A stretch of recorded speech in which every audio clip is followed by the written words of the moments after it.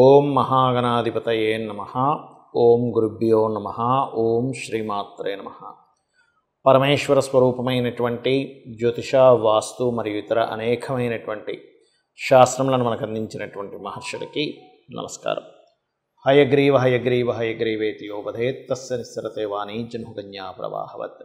అరుణాం కరుణాతరంగితాక్షీం ధృతపాశాంకుశపుష్పబాణచాపాం అనిమాదిభిరావృతాం మయూకైః అహమిత్యేవ విభావయే భవానీం. శ్రీమాత్రే నమః.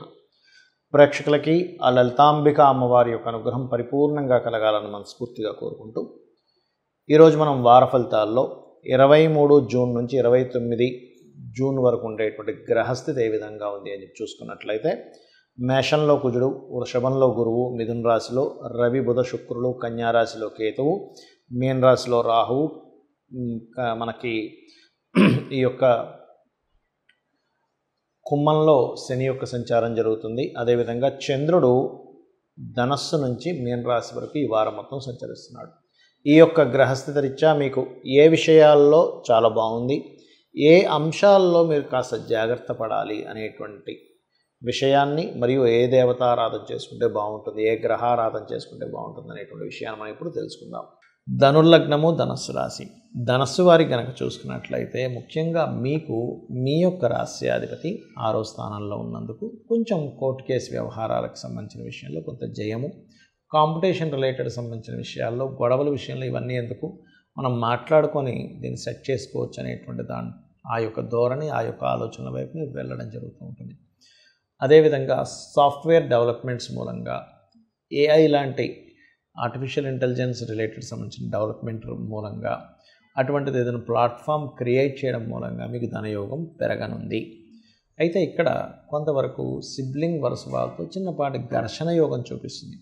ఫ్రెండ్స్తో కూడా సహజంగా పంచమ స్థానంలో ఎప్పుడైతే అగ్రెసివ్ ప్లానెట్ అయినటువంటి కుజుడు పంచమ స్థానంలో అగ్నితత్వ రాశుల్లో ఉన్నందుకు కొంచెం ఈ ప్రేమ వ్యవహారాలు లేదా ఫ్రెండ్స్తోని షేర్ మార్కెట్లో అగ్రెసివ్గా చేసినటువంటి కొన్ని పనుల వల్ల కొంత స్ట్రెస్ అవుతూ ఉంటారు. మీరు విదేశాల్లో ఉండేటువంటి వారు అక్కడ గ్రీన్ కార్డ్ హోల్డర్ అవ్వడానికి, పర్మనెంట్ రెసిడెన్సీ అంటారు, పిఆర్ రావడానికి అనుకూలంగా గ్రహాలు ఉన్నాయి. కాకపోతే మీకు మరింత అనుకూలంగా మీకు అది మారాలి అంటే కుజ, రాహు, శని గ్రహాల దగ్గర దీపారాధన చేస్తూ ఉండండి. మరియు అదేవిధంగా ఇక్కడ గమనించుకున్నట్లయితే వివాహ ప్రయత్నాలు మాత్రం ఈ వారం మీకు చాలా అనుకూలంగా ఉంది. సప్తమ స్థానంలో శుక్రుడు ఉన్నాడు. రవి యొక్క స్థితి కూడా సప్తమ స్థానంలోనే ఉన్నది. మరి అదేవిధంగా బుధ గ్రహము యొక్క స్థితి కూడా అక్కడే ఉన్నందుకు బంధువర్గంలో మెడికల్ రిలేటెడ్ లేకపోతే ఏదైనా ఆరోగ్యానికి సంబంధించిన ఏదైనా బిజినెస్ చేసేటువంటి వారి సంబంధం మీకు కుదిరేటువంటి ఆస్కారం అధికంగా కనిపిస్తుంది. కొత్త ఉద్యోగ అవకాశాలు వస్తాయి. సప్తమ స్థానంలో అధిక గ్రహాలు ఉన్నందుకు మీ యొక్క జీవిత భాగస్వామి పేరు మీద కూడా ఏదైనా ఒక ప్రాపర్టీ తీసుకోవడము, కొత్త ఉద్యోగ అవకాశాలు రావడము, ఇటువంటివి చాలా స్పష్టంగా గోచరిస్తుంది. ఇక వ్యాపారాల్లో లాభాలు కూడా చూస్తారు, అందులో ఎటువంటి సందేహం లేదు. అందులో ముఖ్యంగా ఏదైనా ఒక పార్ట్నర్ ఇన్వాల్వ్ అవ్వడం ద్వారా వ్యాపార లాభాలు పెరగనున్నాయి.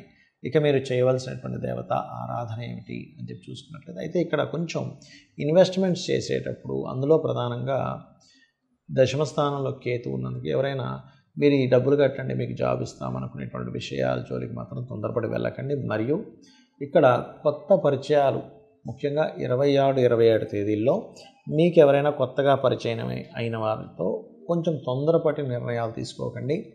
అదేవిధంగా నీటి మీద ప్రయాణం అంటే వాటర్ ప్లేసెస్కి వెళ్ళినప్పుడు, వాటర్ బోట్స్ అవి ఎక్కేటప్పుడు పర్టికులర్గా 28, 29 తేదీలు కాస్త జాగ్రత్తగా ఉండాలి. ఇక మీరు చేయవలసిన దేవతారాధన లక్ష్మీ నృసింహస్వామి యొక్క ఆరాధన చేయండి. అన్ని విధాలా మీకు బాగుంటుంది.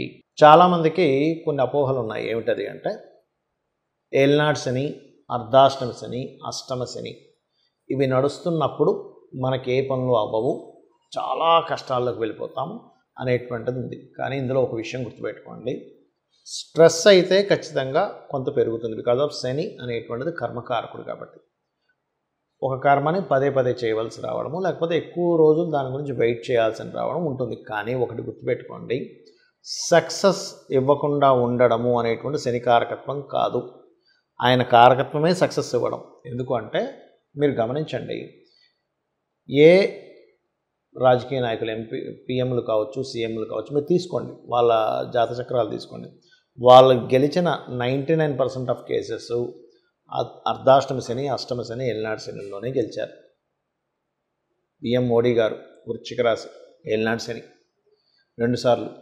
అదేవిధంగా ఇప్పుడు గెలిచినా సరే అర్ధాష్టమ శని.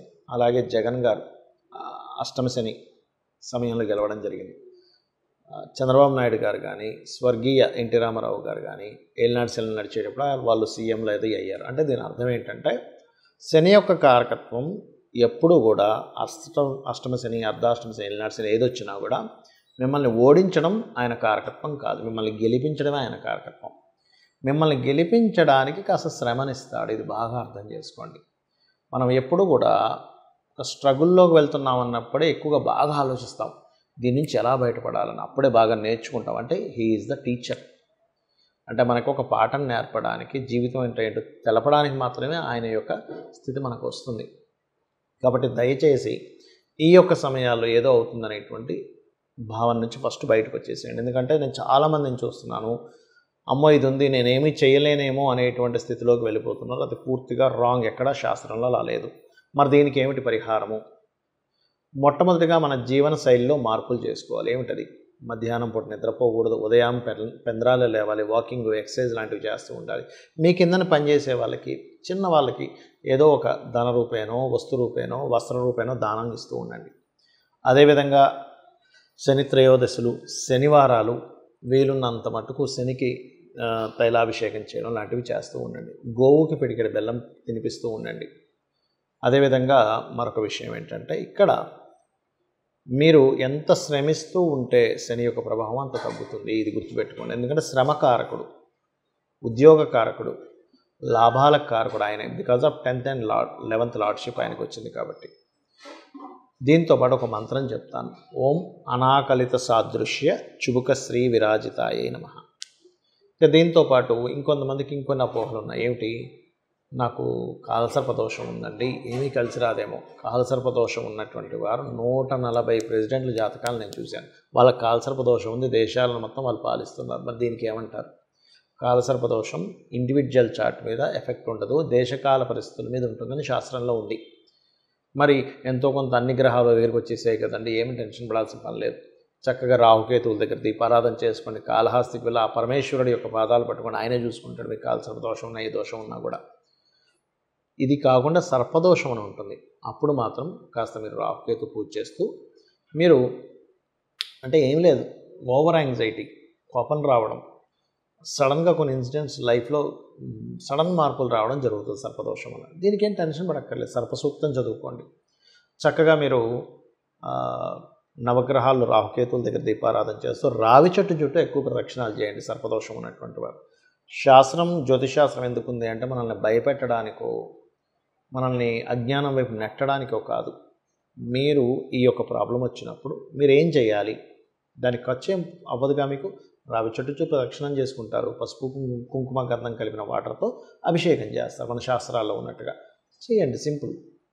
అదేవిధంగా ఒకటే గుర్తుపెట్టుకోండి, మనకి జన్మజాతకంలో ఏ దోషం ఉన్నా, ఎటువంటి అద్భుతమైన యోగం ఉన్నా, దోషము తగ్గాలన్నా, యోగం అద్భుతంగా ఫలించాలన్నా మనము చేయవలసినటువంటి మొట్టమొదటి విషయం ఏమిటి అంటే, అమ్మ నాకు ఈ గ్రహాలు, ఈ తత్సంబంధించిన యోగాలు ఇవేమీ నాకు తెలియదు, కేవలం నా కర్మను నేను ధర్మబద్ధంగా చేస్తూ నీ యొక్క పాదాలను ఆశ్రయించడం మాత్రమే నాకు తెలుసు, నిన్ను నమ్ముకున్నాను, నాకు ఇవేమీ తెలియవు అనుకోని మీరు కనుక అమ్మవారిని నమ్ముకుంటూ మీరు వెళ్తున్నట్లయితే 100% అమ్మే చిన్న పిల్లల్ని తల్లి ఎలా చూసుకుంటుందో అమ్మ అలా చూసుకుంటుంది.